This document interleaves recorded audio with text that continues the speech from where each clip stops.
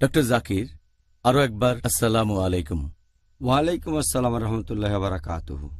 আপনাকে আজকের অনুষ্ঠানে আমি প্রথমে অনুরোধ করব ডক্টর জাকির, যদি আপনি প্রথমে আমাদের সংজ্ঞাটা বলেন, এতে করে উপকৃত হবেন আমাদের দর্শকরা আর আমি নিজেও, যে এই লাইলাতুল কদর শব্দটার অর্থ আসলে কি আর মুসলিমদের কাছে এটার গুরুত্ব কতখানি।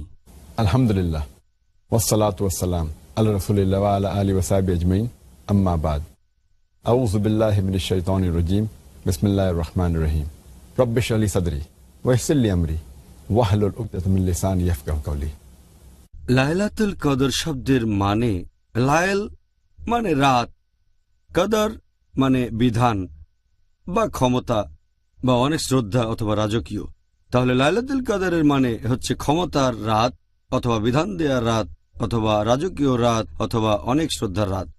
আর লাইলাতুল কদরের গুণের কথা যদি বলতে হয়, এটা যে রমজান মাসের শ্রেষ্ঠ রাত শুধু তাই নয়, সারা বছরের মধ্যে এটা হচ্ছে শ্রেষ্ঠ রাত। এই রাতে পবিত্র কোরআন অবতীর্ণ হয়েছিল।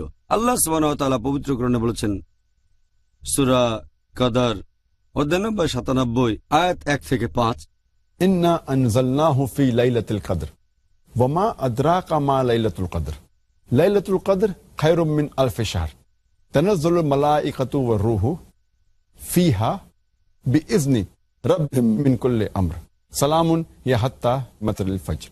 যার মানে হচ্ছে, নিশ্চয়ই আমি অবতীর্ণ করেছি এই বাণী পবিত্র কোরআন ক্ষমতার এই রাতে, বিধান দেয়ার এই রাতে। আর এই মহিমান্বিত রাত সম্পর্কে তুমি কতখানি জানো? ক্ষমতার এই রাত, এটা হাজার মাস অপেক্ষা শ্রেষ্ঠ। এই রাতে ফেরেশতাগণ এবং রূহ তারা তাদের প্রতিপালকের অনুমতিক্রমে অবতীর্ণ হয় প্রত্যেক কাজে। শান্তি বজায় থাকে সকাল পর্যন্ত। তাহলে কোরআনের এই আয়াত থেকে আমরা জানতে পারি যে এই রাত লাইলাতুল কদর, ক্ষমতার রাত, বিধান দেওয়ার রাত, এটা সারা বছরের মধ্যে শ্রেষ্ঠ রাত।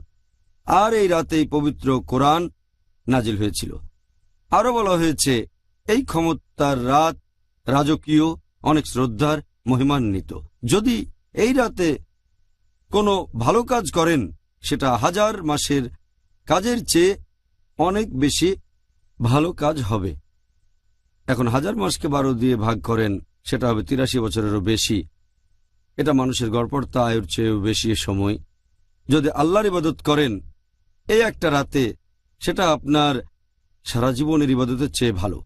এছাড়াও বলা হয়েছে যে এই রাতে ফেরেশতাগণ এবং রূহ পৃথিবীতে নেমে আসেন আল্লাহ সুবহানাহু ওয়া তাআলার অনুমতিক্রমে। আর এই রাতে শান্তি বজায় থাকে সকাল পর্যন্ত। এছাড়াও পবিত্র কোরআনে উল্লেখ করা হয়েছে সূরা দুখান অধ্যায় নম্বর ৪৪ আয়াত ৩ ও ৪, যে আমি তো এই পবিত্র কোরআন অবতীর্ণ করেছি এক আশীর্বাদের রজনীতে, আর শয়তান সম্পর্কে সতর্ক করেছি। আর এই রজনীতে সকল বিষয় স্থির করা হয়। আর এই রাত লাইলাতুল কদর। কদর এর আরেকটা মানে পরিমাপ। এটা আছে পবিত্র কোরআনে সূরা কামার অধ্যায় নম্বর ৫৪ আয়াত নম্বর ৪৯। নিশ্চয়ই আমি প্রত্যেক জিনিস সৃষ্টি করেছি নির্ধারিত অনুপাত এবং পরিমাপে। তাহলে কদর এটা হচ্ছে অনেকটা তাকদীরের মতো।